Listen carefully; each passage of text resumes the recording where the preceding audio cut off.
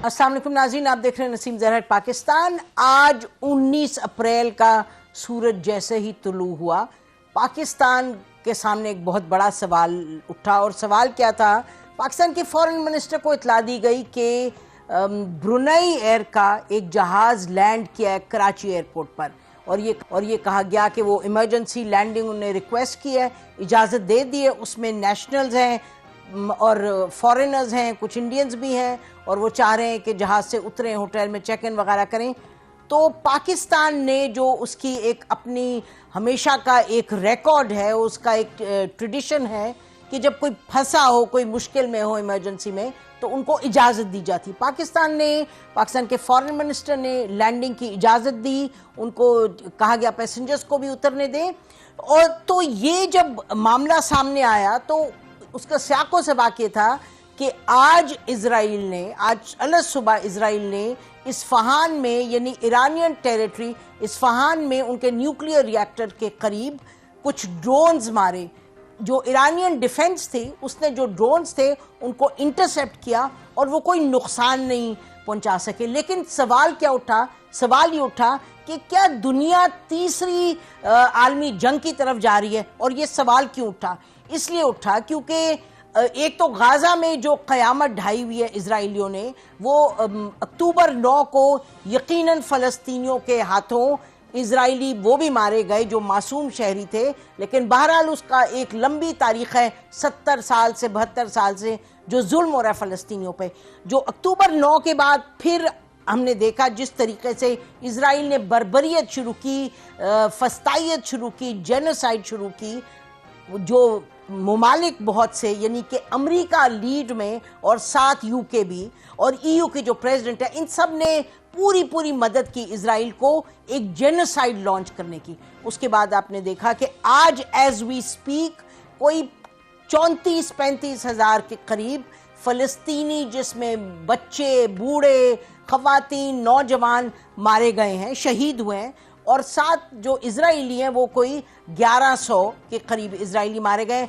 हम कहते हैं कोई भी ना मारा जाए जो मासूम है, लेकिन आप देखिएगा, लुक एट द कॉन्ट्रास्ट, ये 35,000 के करीब मारे गए।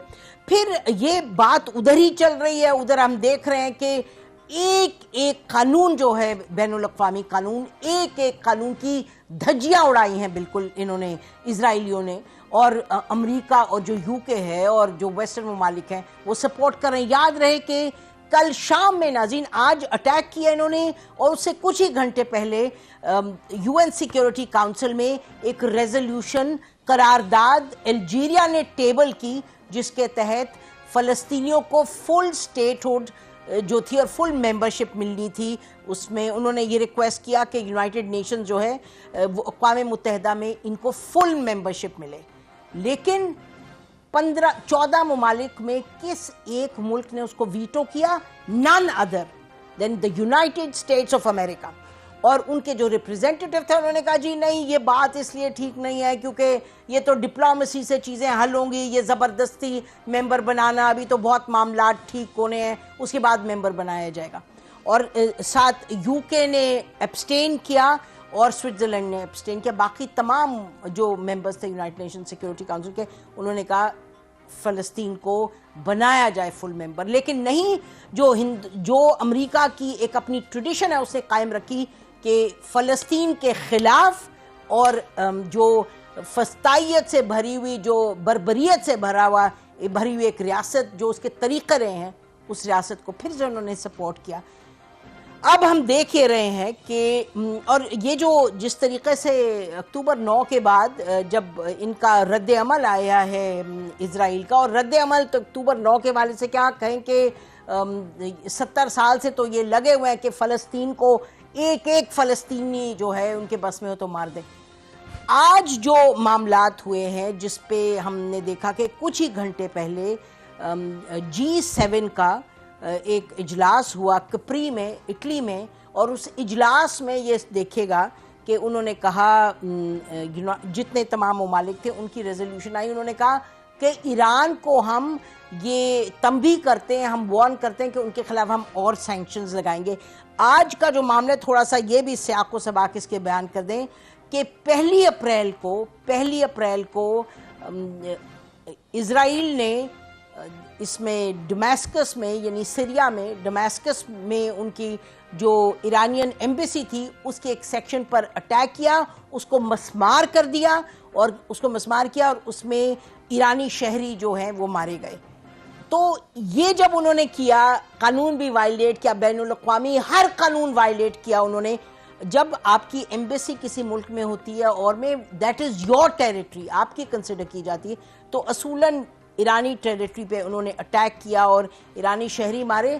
اور جب بہت سے ویسٹرن ممالک نے اس کو کچھ نہیں کہا، بالکل کچھ نہیں کہا، تو جب ایران نے 13 تاریخ کو 13 دن سوچ کے 13 تاریخ کو پھر انہوں نے کچھ درجنوں کے حساب سے ڈرونز وغیرہ اٹیک کیے، داغے اسرائیل کی طرف۔ جب وہ ڈرونز داغے تو اس کے نتیجے میں کچھ زیادہ نقصان نہیں دکھائی دیا، جانی نقصان کوئی نہیں ہوا، کچھ لگا بلڈنگز وغیرہ جلی ہیں۔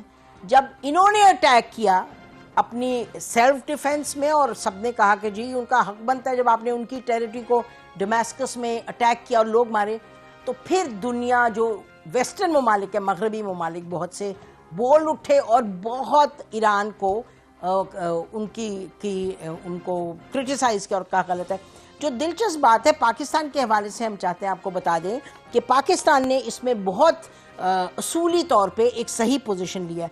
جب پاکستان نے دیکھا کہ اسرائیل نے اٹیک کیا ہے ایرانین ٹیریٹری پہ، تو پاکستان کے فارن آفس کی طرف سے جو سٹیٹمنٹ آئی اس میں انہوں نے کہا کہ ہم ایرانی جو وکٹمز ہیں اس کے جو فیملیز ہیں وی آفر ڈیپسٹ کنڈولنس۔ پھر انہوں نے یہ کہا، پاکستان نے لکھا، آپ دیکھ رہے ہیں اسکرین پہ، The attack is an unacceptable violation of sovereignty of Syria and undermines its stability and security۔ انہوں نے کہا سیریا پہ جو اٹیک کیا ہے یہ بالکل سیرین جو ایک سوورینٹی ہے اس کے خلاف ہے۔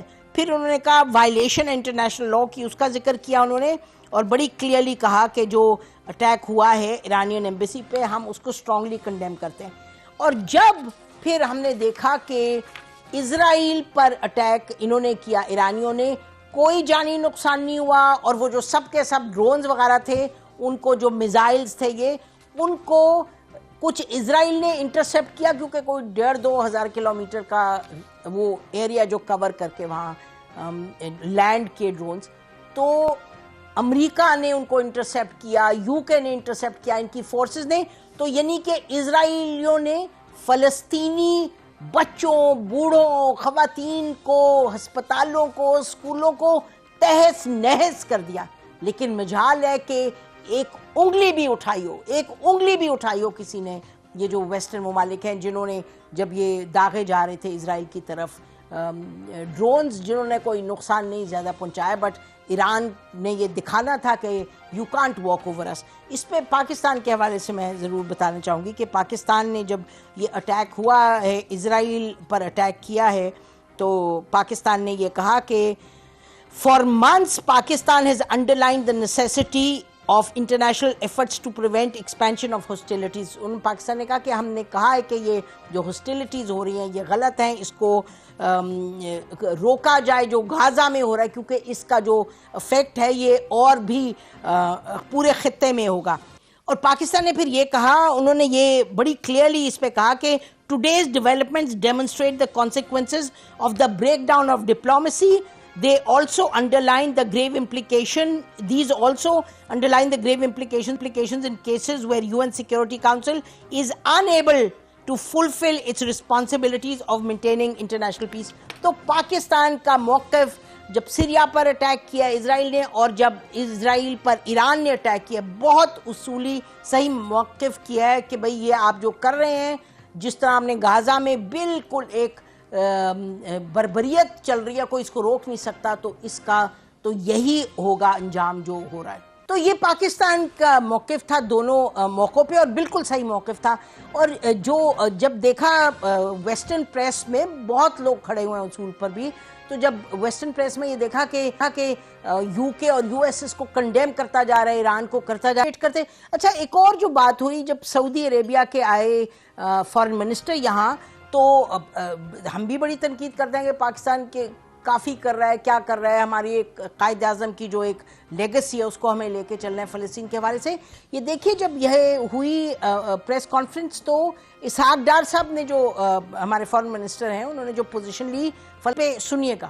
I think it is a time that this genocide must end, because 33,000 killings of our Muslim brothers and sisters and small innocent children, this is far too much, and the world conscious must wake up. What we need is immediate and unconditional ceasefire to take place. Unimpeded humanitarian assistance to the besieged people of Gaza should go. The return of the displaced Palestinian must also take place. Perpetual solution to this issue will be when Palestinian state is established according to the 1964 resolution with Al-Quds Sharif with its capital. تو یہ تمام اہم معاملات ہیں. اور آج جو G7 نے ناظرین کچھ ہی دیر پہلے ایک کمیونیکے انہوں نے کیا ہے ایشو اپنا، اس میں ایران کو ذمہ دار ٹھہرایا، اور بلنکن جو ہیں یو ایس کے سیکرٹری آف اسٹیٹ، ان کی ہم سن رہے تھے پریس کانفرنس.